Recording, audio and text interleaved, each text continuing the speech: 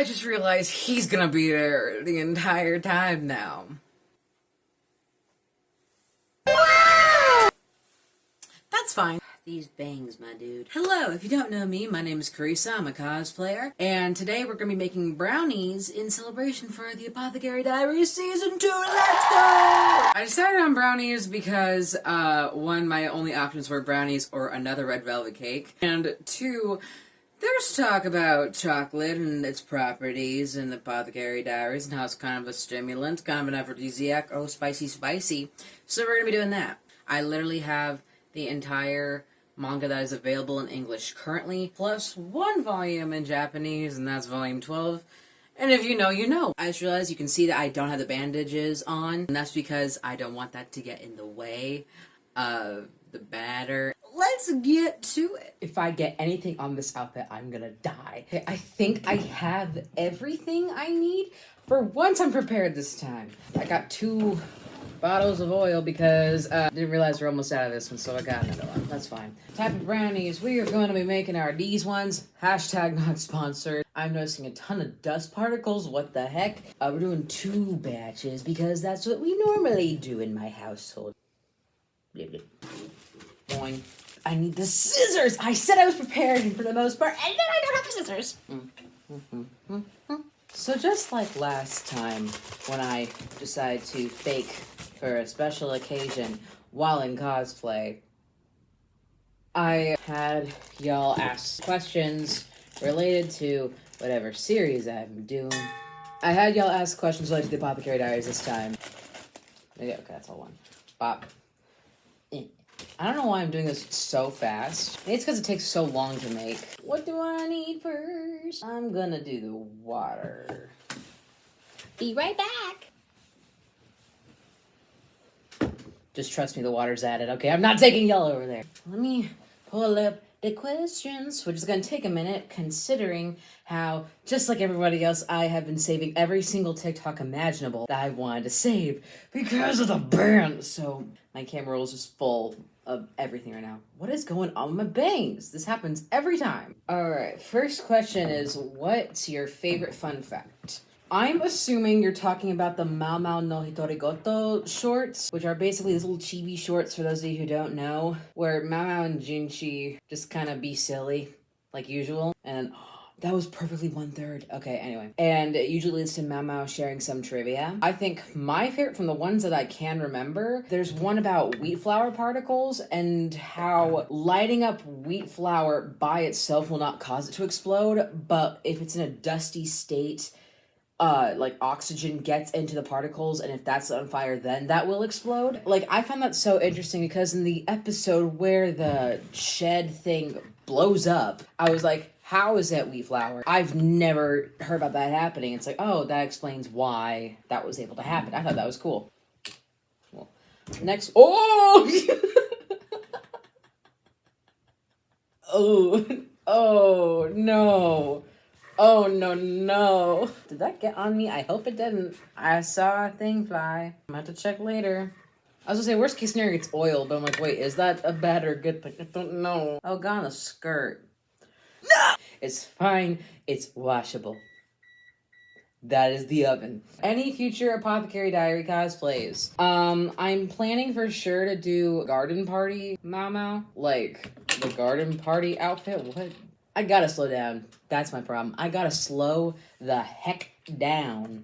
Top 5 favorite characters? Why must you do this to me? Okay, Mau Mau, Jinshi. I need to use my hands. Why am I using my fingers? Future me, put them here. Or over here. You decide. Okay, top 5 favorite characters. Mau Mau and Jinshi for sure. Gyokyo, Lihaku, he's funny. And then, either Xiaolong or Ado. Ado's so cool, though. I'm gonna go with Ado. She's so cool. Every time I think of Ado, I have to... It's how do you pronounce it? Because if I say Ado, I'm thinking of the J-pop artist. And, like, I'm actually seeing her in concert this year, which is gonna be cool. But I think of her instead of Ado, the consort, concubine, whatever word is the official label. I don't know. Wait. Okay, I'm doing the right thing. I gotta double everything because it's a double batch. I know what I'm doing. Have you caught up with the manga? Technically, no. I'm as far as I possibly can go. Like, I have every single volume that is available in English. I'm collecting those volumes as they come out, and I'm reading it online as well through pirating. Out of all the consorts, who would you want or not want as a roommate? I'm gonna say I would like Gyokyo. I think she's fun. She's very sweet. Also, I want to adopt her child. In terms of not want, I'm gonna say Lishu. Favorite Gigi and Mao Mao moment. Ribbit. Yeah, I love the frog scene. One of the things I love about their dynamic is how, despite the fact that Mao doesn't seem to really be going for Jinshi at this time, I know the light novel goes further into the story. I have not read it yet. I own the first volume. I have not read it yet, though, so please keep that in mind. I love how, despite the fact that she's not reacting to his advances in a way that would, like, reciprocate his feelings, he still loves her. It's like, she gets to be smart, and he still loves her? Let's go! We're going through a war on women these days. I love feminism. I saw a TikTok that was talking about how Apothecary Diaries really seems to be about the silent power of women and how they shouldn't be underestimated. And I'm like, yes. Thank you. I love this series so much. I'm excited to see the frog scene get animated. I cannot shut up about it sometimes. Okay, I think this is a good consistency. There are chocolate chips that are in it, so if you're like, there are still lumps in there, they're chocolate chips. I swear. So I'm gonna put this in the pan now.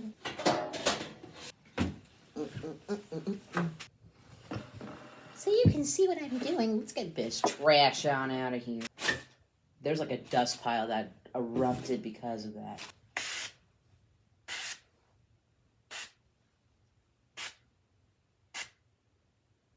I think that's all of it. I gotta be careful.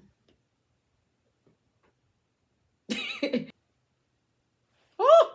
Well, I guess I'm dead. I got on my skirt again. It's okay. I know how to do my laundry.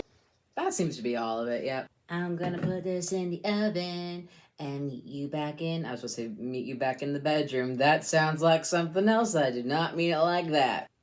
See you in a second. Hi. Originally, I filmed this video on January 15th, and it is now January 20th. A lot has happened in the span of less than a week, and it's enough for me to have to refilm this whole update segment. Originally, I had just given an update on what I was going to do in light of the US TikTok ban, the big takeaway being that video content was and still is going to move here, and I'm not moving to Xiaohongshu as an alternate to replace TikTok. That reasoning being, if the US is freaking out this much over TikTok's parent company being Chinese owned, imagine what they're going to do to Xiaohongshu. And I don't want to go through the emotional hurt of losing another online community. Nevertheless, I am all for protesting against the government. If you didn't know already, TikTok was supposed to be banned, but instead it was more of a shutdown for a few hours, and it was made very clear that this was all a stunt to make a certain orange felon look good. And it's really frustrating to look at how TikTok itself handled the whole situation. They left people in the dark, no one knew what was going to happen to US videos or accounts, and people who made money through the platform weren't sure how this was going to affect their income. On top of that, they were telling us to thank the guy this is all to blame for. Why would we thank the guy whose whole fault it is for putting TikTok on the chopping block in the first place? Now, I've had the platform for a while. I've literally had that app since it was Musical.ly. So I've seen all the changes the app's been through over the years, and let's just say opening the app now, post-shutdown, is different. I'm not the only one who feels this way. I've seen videos pointing this out too. It seems like any content calling out or criticizing the hatred that is harbored by who is in charge of the US right now is being labeled as harmful content, and if you try to share any of that content within the app, you can only do it one person at a time in order to prevent negative messages. It seems to me this sounds like censorship. You know what countries use censorship in order to control the narrative of what's being said about it? fascist countries. Opening TikTok now is really starting to give off the vibes of Twitter these days. Like, you used to be able to easily look up any unbiased source you wanted, or a new perspective which you may have never even thought of because mainstream news wouldn't cover it. The more you look at why the government saw TikTok as a threat, the more you realize they're trying to use it for those purposes themselves. It looks like it might slowly turn into the propaganda machine they were calling it, or saying that it was capable of. Now, what does this mean for me as a content creator? I never made money through the app, I just used it for fun. My plan is to keep using the app until it's no longer possible. If it turns into the propaganda machine that the US was saying it could be used for, I will just slowly be less and less active on it. In case it wasn't already obvious, I am not MAGA. I will never be MAGA, and if you are MAGA, my content is not for you. My content will never be for you. So either get out, or learn to respect the lives of other people who live differently than you.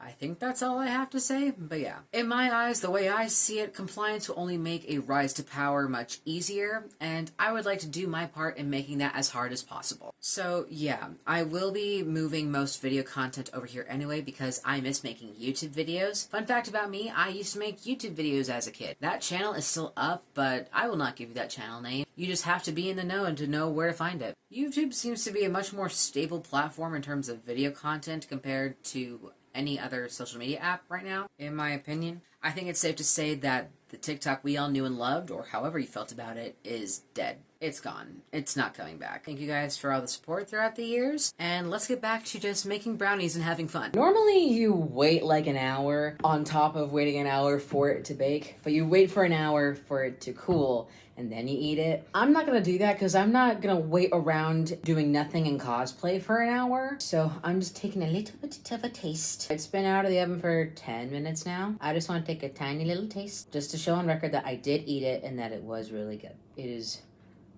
a little more gooey because it's still hot. It turned out really nice, by the way. I should have shown the entirety of it first before cutting it, but it's fine.